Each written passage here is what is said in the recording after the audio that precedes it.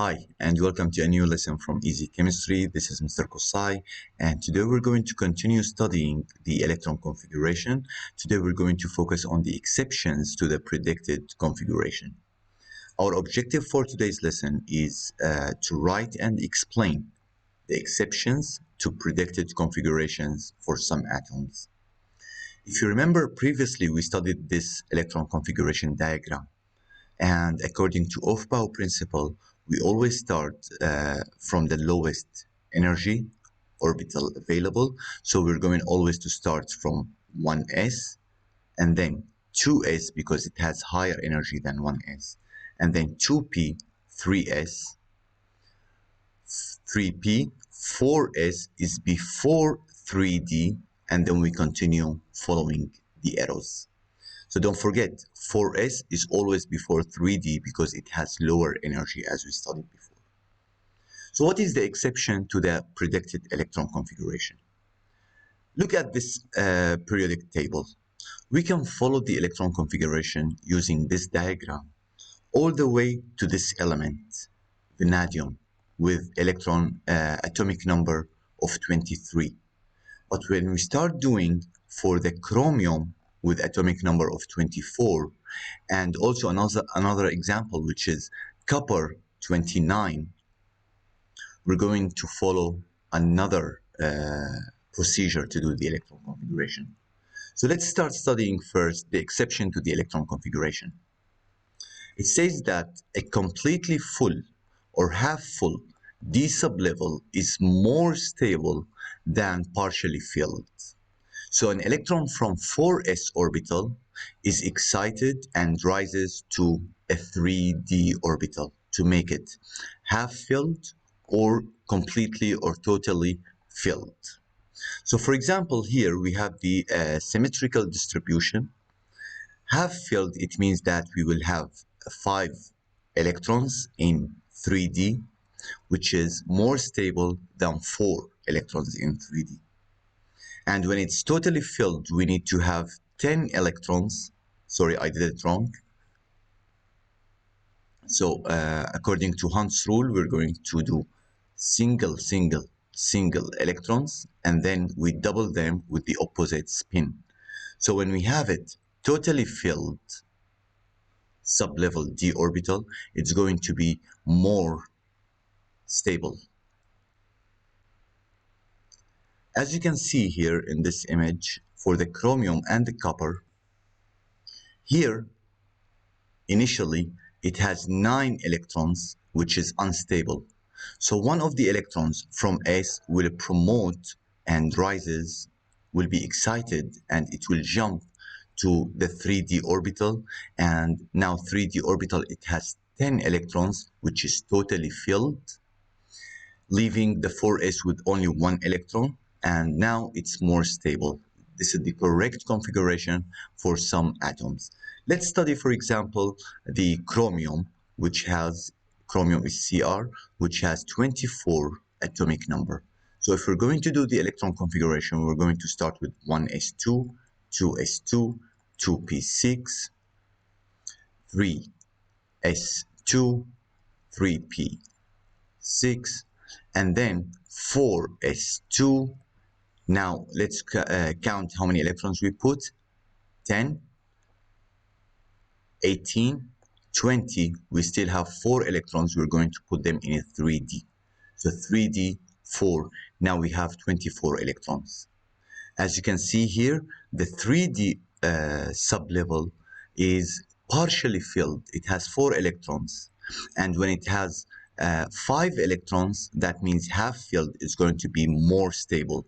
So the correct electron configuration for the chromium is going to be 1s2, 2s2, 2p6, 3s2, 3p6, and then one of the electrons from 4s will promote to 3d, leaving 4s with 1 electron, and then 3d, 5 electrons.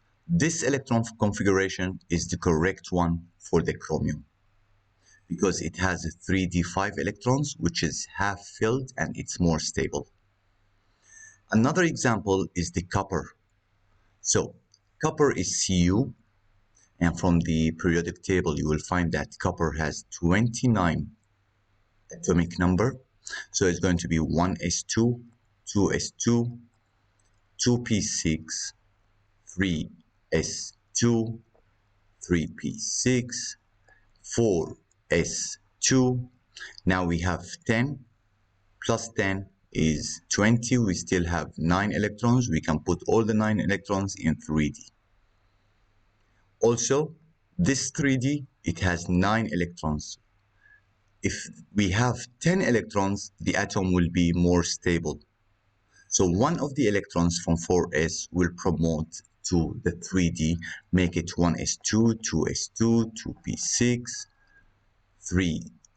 3s2, 3p6, 4s1, and then 3d10. As you can see in this diagram, 9 in 3D, so 3D9 is unstable, but 3D10 is more stable. All right, now let's solve some questions. I gave those questions to my students, and let's check how they solve them. Those questions are from AP exams previously. The first question is, give full and abbreviated noble gas core electron configurations for the following atoms. The bromium. Bromium from the periodic table, as you can see here, it has atomic number of 35. So let's check. Here we have 35 electrons. It's going to be 1s2, 2s2, 2p6, 3s2, 3p6, 4s2, very good, 3d10, and 4p5. Let's check after 3d what happened. So 4s, and then 3d, and exactly 4p. Now we need to count the number of electrons. 10 and 10 is going to be 20, 30, and 35. Very good. The noble gas core before the bromium is going to be argon. So it's going to be Ar, that is 18 electrons. And after Ar, we start with period number 1, 2, 3, 4. So it's going to be 4s2. And after 4s comes, as you can see here, after 4s comes 3d. So it's going to be 4s2, 3d10. That is 18 plus 2, 20, plus 10 is 30. And after 30, after 3d, we have 4p. And to make them 35, we need 5 electrons in 4p. So the bromine is correct one. We need to do it for the chromium. Don't forget that 4s will have 1 electron and 3d will have 5, because one of the electrons from 4s will promote to 3d. And this is the noble gas core, or noble gas notation for this element, argon, 4s1, 3d5. Correct. I want you guys to check for the iron and for the sulfur ion, which is sulfide, which is S negative 2. Don't forget that negative 2, it means that we take the atomic number minus 2 electrons, plus 2 electrons, because we have negative 2. That means this atom gained 2 electrons and it's an ion. Check both of them and see if you get it correctly. Question number 2. For each of the following sets of orbitals, indicate which orbital is higher in energy. And don't forget, we studied this diagram also. 1s and 2s. Of course, 2s is higher energy because it's, according to this diagram, it's above 1s. 2p and 3p, of course, 3p, it's right here. This is 3p. And this is 2p, of course, 3p has higher energy than 2p. 4s and 3d, y and z. Of course, if we check here, you will find that 3d is here and 4s is here. So higher energy is a 3D. That's why when we do the electron configuration, we do 4s before 3D. So 3D, it has higher energy according to this diagram. And then 3px, 3py, and 3pz. This is the 3p, x, y, and z. It means the number of the orbitals in this sub-level. And as you can see, all of them, they are on the same level of the energy. That means all the four are the same. All the three orbitals have the same energy. Very good. The last question for today, using the electrons in boxes notation, complete the electron configuration for the following elements. And of course, you will have the periodic table. You will see that the vanadium, it has 23 atomic number, and then we need to distribute those electrons in the sub-level boxes. So we have 2 in 1s, and as you can see here, 1 up and 1 down because we need to have them the opposite spins.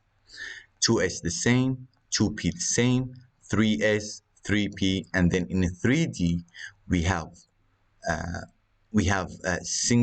three single electrons, and in the 4s we have 2 electrons.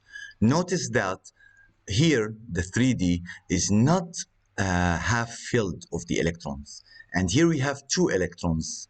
We cannot promote 2 electrons from 4s to be in 3d to make it half filled.